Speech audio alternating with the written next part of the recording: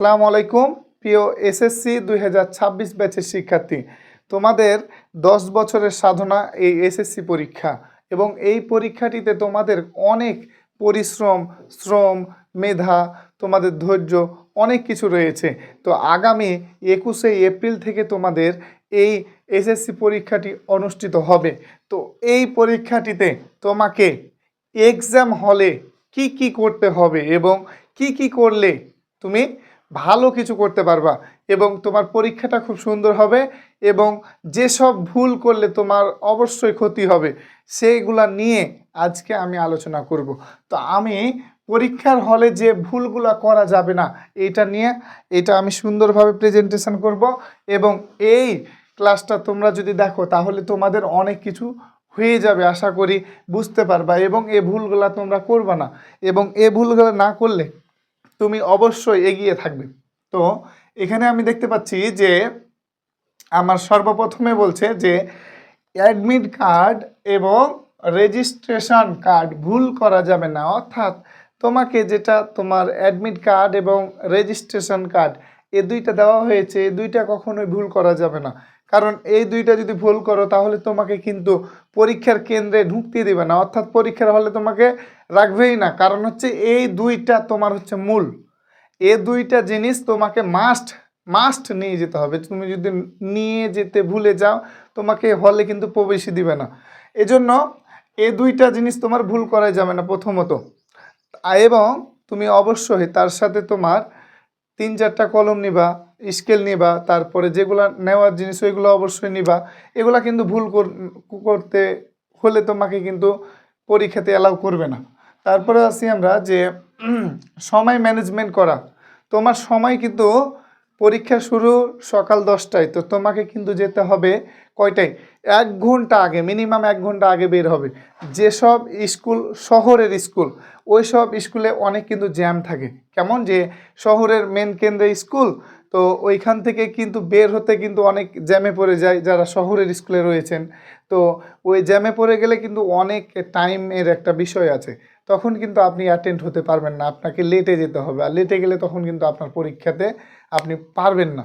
তো এজন্য আপনাকে কিন্তু সময় ম্যানেজমেন্ট করতে হবে, অর্থাৎ 1 ঘন্টা আগে, মিনিমাম 1 ঘন্টা আগে আপনাকে আপনার বাসা থেকে বের হতে হবে। তারপরে আপনার এই টাইম ম্যানেজমেন্টটা সুন্দরভাবে করতে হবে। তারপরে হচ্ছে এবার আমি পরীক্ষার হলে যে ঢুকবো, আমি প্রবেশ করব, প্রবেশ করার পরে আমাকে যখন তোমার সময় 9:45 বাজবে তখন তোমাকে কিন্তু তোমাদের স্যারেরা যিনি কেন্দ্রে থাকবে ওনার কি দিবে তোমাকে? ওএমআর সিট এবং রিটেন সিট দুইটা কি দিবে তোমাকে? দুইটা লেখার জন্য দিবে। ওইগুলাতে তোমার কি করতে হবে? ওইগুলাতে ভালোভাবে তোমার রোল, রেজিস্ট্রেশন নাম্বার, বিষয় কোড এবং তোমার সেট কোড পূরণ করতে হবে। অর্থাৎ তোমার এই যে এগুলাকে সুন্দরভাবে তোমার পূর্ণ করতে হবে। যেমন তোমার রোল নাম্বার, রেজিস্ট্রেশন নাম্বার ওইগুলা তোমার কার্ডে লেখা থাকে। রোল নাম্বার মিনিমাম তোমার 6 ডিজিটের থাকে এবং রেজিস্ট্রেশন নাম্বার থাকে তোমার 10 ডিজিটের। এই দুইটা তোমাকে সুন্দরভাবে করতে হবে। তারপরে সেট কোড পূরণ করতে হবে এমসিকিউ এর ক্ষেত্রে এবং তোমার হচ্ছে বিষয় কোড এইটা হচ্ছে তোমার কি 3 ডিজিটের থাকে। তো এইটা তোমাকে সুন্দরভাবে পূরণ করতে হবে এবং গোল্লাগুলো পূরণ করতে হবে, এগুলাতে ভুল করলে চলবে না।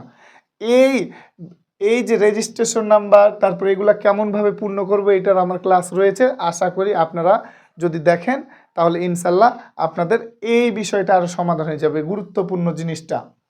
এবার এটার পরে আমাদের কি করতে হবে যে প্রশ্ন কমন পড়বে সেগুলো আগে করা। আমি তো এমসিকিউ তো আমাকে আমার শিক্ষক যিনি থাকবে আমার রুমে, আমাদের তো সবাইকে কোশ্চিন দিয়ে দিবে, তাই না? তো কোশ্চিনটা দেওয়ার পরে আমার সর্বপ্রথম আমাকে এমসিকিউ করতে দিবে 30টা 30 মিনিট, 25টা থাকলে 25 মিনিট। তো আমি সর্বপ্রথমে সেই এমসিকিউ পার্টটা নেওয়ার পরে কি করব? সর্বপ্রথম আমি যেটা জানি, আমি যেটা পারবো, আমার কমন যেটা পড়বে, যে এমসিকিউগুলো আমার কমন, ওইগুলো আমি কি করব? আমি সুন্দরভাবে ওইগুলো দাগ দিয়ে দেবো, অর্থাৎ অ্যান্সার করতে শুরু করে দেবো, গোল্লা পূরণ করে দেবো। বাস। তো আর আরেকটা কি, যেটা সৃজনশীলের যে বিষয়টা হচ্ছে, যেগুলো আমি পারি, একই সিস্টেম, যেগুলো আমি জানি, যেগুলো আমি পারি ওইগুলা করার চেষ্টা করব। দেন আমি যেটা পারি না ওইটা হচ্ছে পরে করব। তারপরে হচ্ছে আসি আমরা যে মাথা গরম করে খাতায় লেখা যাবে না। অর্থাৎ অনেক সময় আমরা পরীক্ষার হলে আমরা একটা অঙ্ক করতে যাই, করতে গিয়ে বা যে কোনো খাতায় লিখতে গিয়ে আমাদের কিন্তু হয়তো বা কোনো অঙ্ক বা ফিজিক্সের বা কেমিস্ট্রির বা বাংলারই বলেন, বাংলার উলট পালট হয়ে গেছে বা আপনার মনে আসছে না, তো আপনি ওইটাকে নিয়ে পড়ে আসেন। তো আপনি পড়ে ওইখানে নিয়ে আসেন, তো আপনার মিলছে না, তখন কিন্তু আপনার মাথা কিন্তু ঠিক থাকবে না। আর আপনার মাথা যদি ঠিক না থাকে, তাহলে কি আপনি আপনার খাতায় শ্রেষ্ঠ লেখাটা লিখতে পারবেন? অবশ্যই না। সেজন্য আপনাকে অবশ্যই দেখতে হবে যে কি, খুব ঠান্ডা মেজাজে স্থিরভাবে পরীক্ষা দিতে হবে। খাতায় কোনো কাটাকাটি করা যাবে না। খাতায় যদি কাটাকাটি করো তাহলে কিন্তু তোমাকে মার্ক দিবে না। যিনি তোমার খাতা দেখবে উনি কিন্তু তোমার খাতায় কিন্তু ব্যাড রিভিউ দিবে, এবং ব্যাড রিভিউ মানে হচ্ছে খারাপ একটা ইফেক্ট পড়ে যাবে। আর তখন কিন্তু তোমার কি, তুমি মার্কটা ভালো পাবা না, তোমার ফলাফলও ভালো হবে না। এই জন্য মাথা গরম করা যাবে না। এবার আসি 6 নম্বরে হচ্ছে যে কোন প্রশ্ন ছেড়ে আসা যাবে না। কোনো প্রশ্ন আমার ছেড়ে আসা যাবে না। কেন? যে আমি আমি একটা প্রশ্নতে, একটা সৃজনশীল প্রশ্নতে তোমার টাইম থাকবে অ্যাভারেজে 23-24 মিনিট, 22 মিনিট। তো তুমি একটা সৃজনশীল, প্রথম দিকে সৃজনশীলে তুমি লাগাই দিলা যে 30 মিনিট করে, তাহলে শেষের দিকে তো তুমি টানতে পারবা না, কারণ তোমার শুরুর দিকে তুমি টাইম অনেক দিয়ে দিছো, তখন তো তোমার সময় থাকবে না শেষের সৃজনশীলগুলো করার। সেজন্য তোমার কি করা যাবে, যে আমার টাইম ম্যানেজমেন্ট সবগুলা ঠিক রেখে আমার সুন্দরভাবে সবটি প্রশ্ন করে আসতে হবে, এবং যাদের কমন পড়েনি তারা দরকার হলে বিভিন্নভাবে বানিয়ে বা অর্থাৎ করে আসবা, যে করে হোক সর্বোচ্চ দিয়ে ট্রাই করবা, চেষ্টা করবা যে আমি সর্বোচ্চ কি প্রশ্ন আমি অ্যান্সার দিয়ে আসবো, এবং আমার সর্বোচ্চ যেন সবটি যেন আমি পারি, আমি প্রশ্ন ছেড়ে আসবো না। সৃজনশীলের যুগ, তুমি বানিয়ে লিখবা, না পারলেও তুমি কিন্তু উদ্দীপকের এ থেকে বা কিছু তোমার মাথা থেকে বা সৃজনশীলতা বুদ্ধি দিয়ে তুমি ওই প্রাসঙ্গিকভাবে কিছুটা লিখে আসবা, তাহলে তুমি ইনশাল্লাহ মার্ক পাবা। তো এবার আসি, হলের সকল স্যার ম্যাডামের সাথে ভালো ব্যবহার করতে হবে।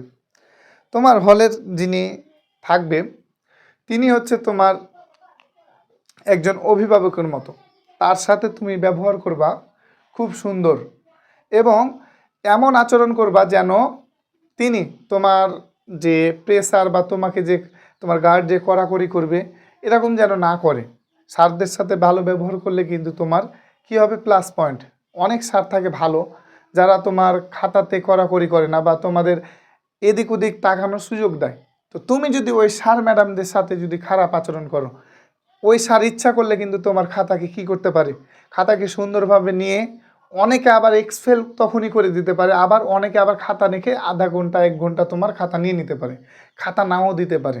এজন্য তোমার মাথায় রাখতে হবে যে তোমার যে হলে তুমি বসবা ওই হলের যে স্যার ম্যাডাম তোমার গার্ডে থাকবে, ওই স্যার ম্যাডামদের সাথে ভালো ব্যবহার করতে হবে।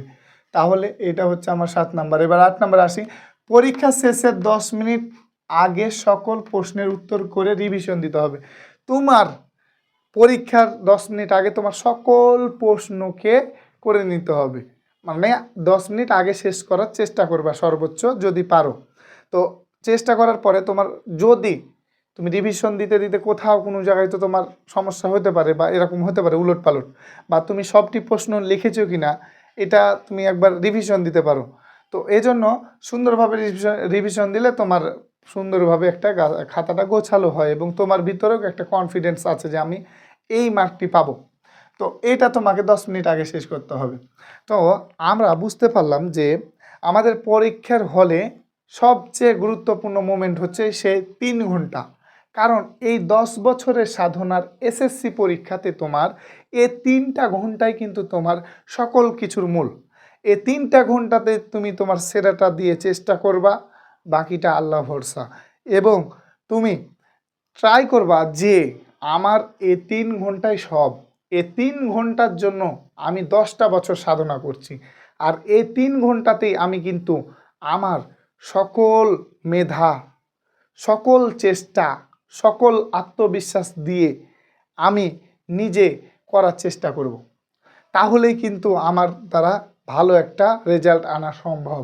তো তোমরা পরীক্ষার হলে এই বিষয়গুলা সুন্দরভাবে মনে রাখবা এবং এগুলা মেনটেন করে চলবা। তাহলে তোমাদের ইনশাল্লাহ মোমেন্টাম ঘুরে যাবে এবং তোমাদের রেজাল্ট অনেক ভালো হবে।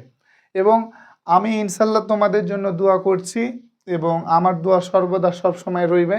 তোমরা ভালো কিছু করবা, তোমরা আত্মবিশ্বাস নিয়ে পরীক্ষার হলে পরীক্ষা দিতে যাবা। তোমাদের ভিতরে যে মেধা আছে তোমরা সর্বোচ্চ দিয়ে চেষ্টা করবা সেই 3 ঘন্টা ভালো করার।